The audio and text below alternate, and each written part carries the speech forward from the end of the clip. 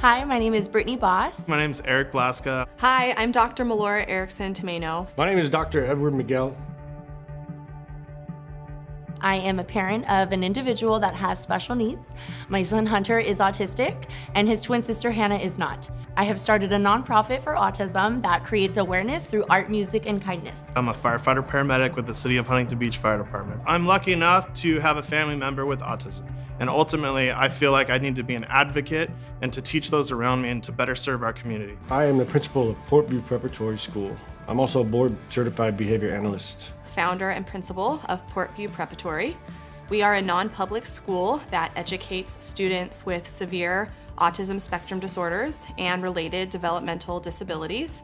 It's really important to us to work collaboratively with the first responders in our community so that we can serve this unique and extremely important population in the most effective manner.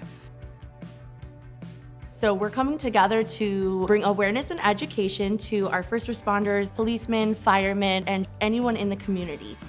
Our hope is to really collaborate with our first responders and understand their needs in the field, and also provide some training and insight into how to identify individuals with special needs and how to best approach them so that we can serve our entire community to the best of our ability. So regarding training about special needs and specifically children with autism, we weren't really ever given a ton of formal education in that topic. Ultimately, those patients are patients that need to be loved and treated like everyone else. So it behooves medical professionals, firefighter paramedics, and paramedics and EMTs to understand who our patients are and who we're ultimately going to deal with. We want to discuss what is autism spectrum disorder, what are the challenging behaviors that are commonly observed, understanding what those behaviors look like, how we can keep everyone safe, and how we can continue to collaborate to ensure a safe and healthy community. So what is autism?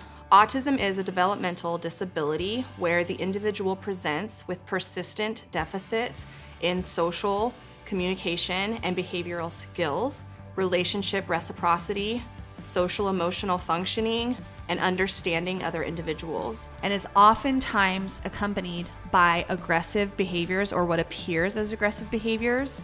And many of these individuals have limited to no verbal abilities. So who does this affect? We know from the CDC that 1 in 54 children are diagnosed with autism spectrum disorder. This diagnosis affects all racial, ethnic, and socioeconomic groups equally. However, autism spectrum disorder is 4 times more common in males than females. It's really important to understand why the individual that you're encountering on a call is engaging in the behavior that they may be. Typically, with individuals with autism, there are 4 reasons or 4 functions that they may demonstrate challenging behaviors. These 4 functions are escape. They want to get away from something that is uncomfortable or scary to them. Number 2, attention. They're trying to get somebody's attention. 3, access. They're trying to gain access to something that they need or want. Or lastly, automatic. They're simply engaging in the behavior because it's reinforcing or feels good to do so. It's really important that first responders have some understanding of what this actually looks like. And part of that understanding is knowing what some of the common behaviors or common behavioral presentations of individuals with autism. Some behaviors you may see are what we call elopement. This is where an individual would flee or quickly run away from an environment or an area where they are really trying to get away from a situation that feels uncomfortable to them. They aren't trying to avoid a police officer or avoid any first responder. It's that they don't know how to process the situation and are trying to get away from something that feels very uncomfortable. This is a very big definition that I would love to bring awareness to in the community, specifically first responders, due to an experience that I had personally. My son pushed my daughter into a bicyclist. She got hurt. I had to leave her and run after him.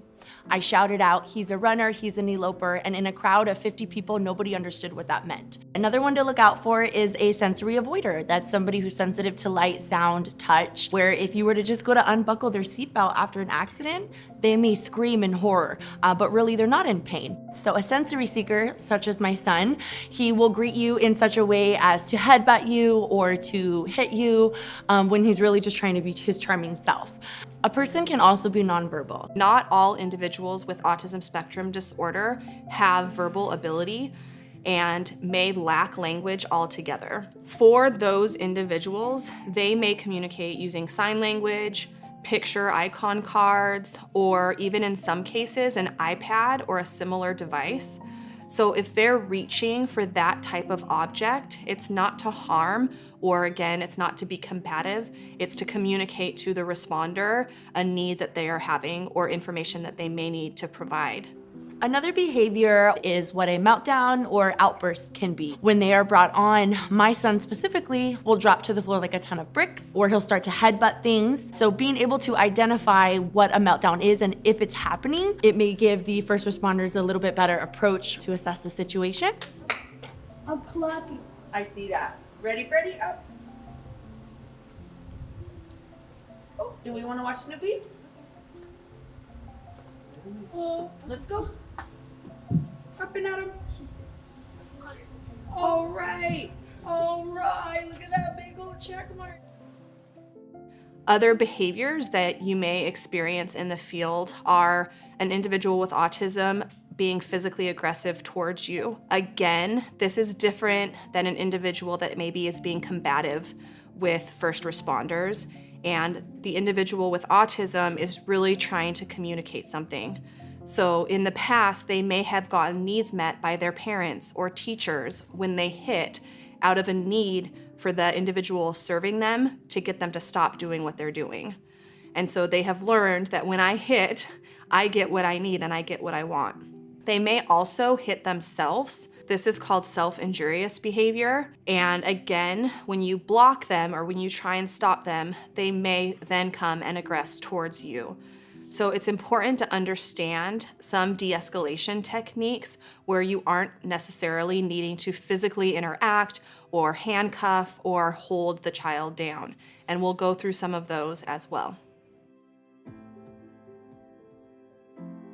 When being called as a first responder to an incident in the community or in someone's home, if you were made aware that one of the individuals involved has autism spectrum disorder or a developmental disability, it's important to note that the individual may appear non-compliant or combative, but in most cases, that is not the intent.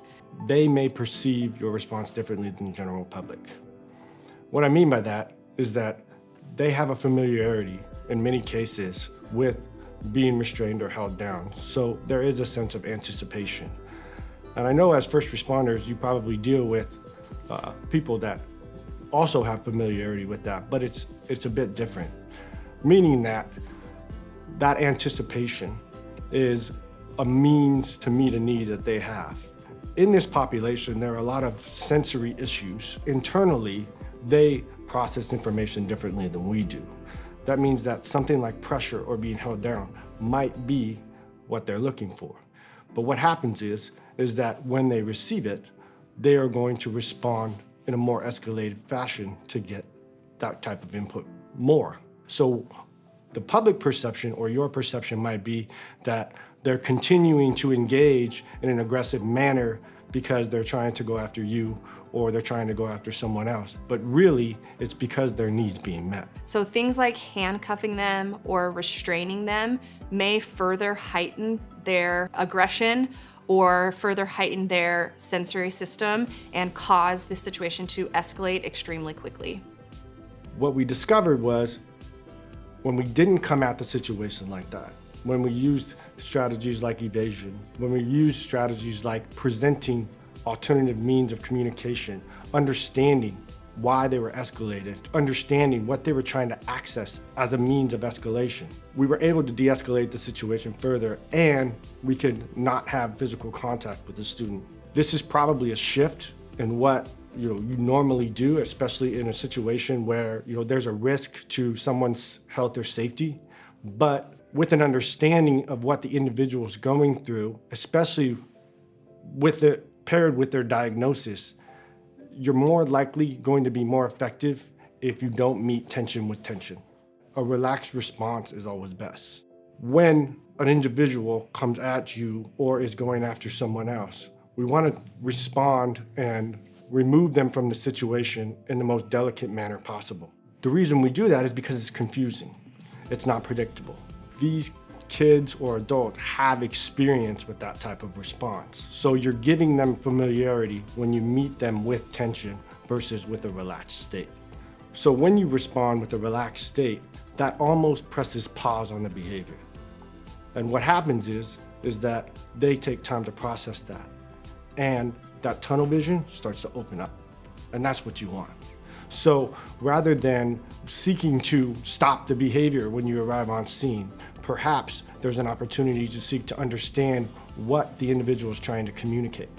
The person that is able to give them the means to communicate will often reduce the behavior and will give them a reason to stop it. Do you want to talk about where we're going? Yeah? Okay, so this morning, we're going to go to the bathroom, we're going to have your medicine, then you can take a break. Miss Candace is going to do some work with you on the computer. All right, we're going to get in the car, and we're going to go bowling. Does that sound good? Yeah? Awesome. All right.